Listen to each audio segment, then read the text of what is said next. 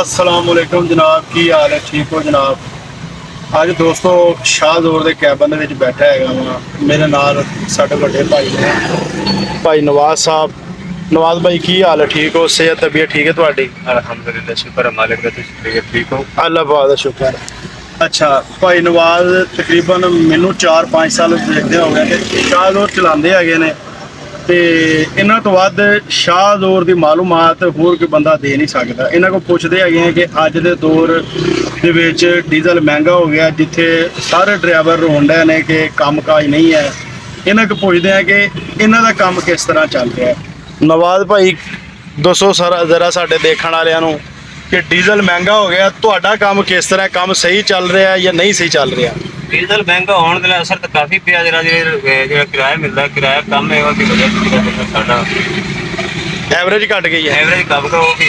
ਅੱਛਾ ते माल भी कम हो गया। ਅੱਛਾ रूटीन के नाल जो है जो माल मिल जाए तो बच्चे पानी आती, नहीं तो वेले ही रहने हैं। ਅੱਛਾ ਜੀ। ज्यादा अक्सरियत जो है ना चक्कर वक्तिया ते सिर ते जना भी काम चलता है। ਅੱਛਾ ਸਹੀ ਹੋ ਗਿਆ। माल मेल मुल ही जाता है। ਸਹੀ।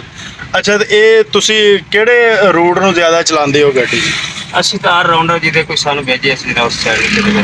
ਅੱਛਾ। ਜ਼ਿਆਦਾ ਜਨਾਬ ਲਾਹੌਰ ਫੈਸਲਾਬਾਦ ਚੱਲਦੇ ਆ। ਅੱਛਾ ਤੇ ਹੁਣ ਤੁਹਾਨੂੰ ਗੁਜਰਾਤ ਦੀ ਬਿਲਟੀ ਦਿੱਤੀ, ਗੁਜਰਾਤ ਚੱਲੇ ਹੋ ਤੁਸੀਂ ਹੈਂ? ਤੇ ਗੁਜਰਾਤ ਤੋਂ ਹੀ ਮਾਲ ਪਾਓਗੇ ਜਾਂ ਕਿਤੇ ਅੱਗੋਂ ਪਿੱਛੋਂ? ਅਸੀਂ ਜਨਾਬ ਜਿਹੜਾ ਤੇਲ ਦੀ ਰੇਸ਼ੋ ਹੈ ਨਾ ਉਸ ਹਿਸਾਬ ਨਾਲ ਗੁਜਰਾਤ ਤੋਂ ਮਾਲ ਪਾਵਾਂਗੇ ਤੇ ਫਿਰ ਬਚੇਗੇ, ਨਹੀਂ ਤੇ ਨਾ ਜਿਹੜਾ ਹੈ ਅੱਛਾ ਨਹੀਂ। ਸਹੀ ਹੋ ਗਿਆ। ਇਧਰੋਂ ਤੁਸੀਂ ਸਾਫੀ 23,000 ਰੁਪਏ ਨਾਲ ਚੱਲੇ ਹੋ ਹਾਂਜੀ ਤੇ ਉਧਰੋਂ ਤੁਹਾਨੂੰ ਫੈਸਲਾਬਾਦ ਤੋਂ ਸਾਫੀ ਯਾਨੀ ਕਿ 23,000 ਰੁਪਏ ਨਾਲ ਚੱਲੇ ਹੋ ਤੁਸੀਂ ਜੀ ਹਾਂ।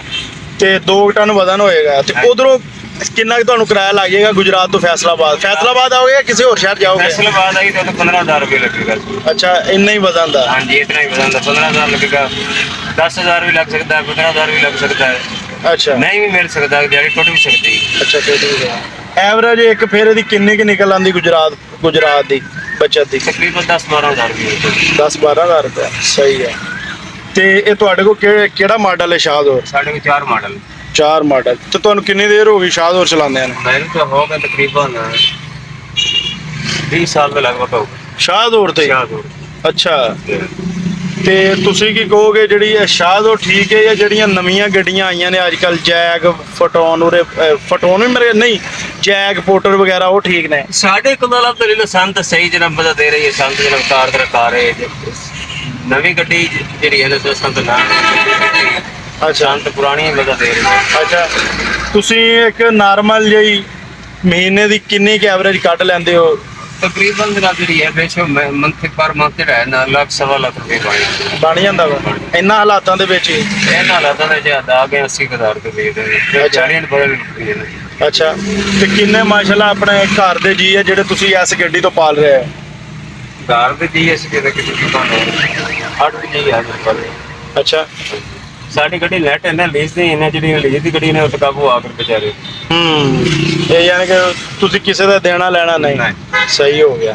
ਤੇ ਵੈਸੇ 4 ਮਾਡਲ ਗੱਡੀ ਹੈ ਕਿੰਨੇ ਕੁ ਦੀ ਹੋਣੀ ਹੈ ਇਸ ਟਾਈਮ? ਇਹ ਤਕਰੀਬਨ 22 ਤੋਂ 25 ਤੇ ਦੇਣਗੇ। 22 ਤੋਂ 25 ਲੱਖ ਨੈਟ ਕੈਸ਼ ਤੇ?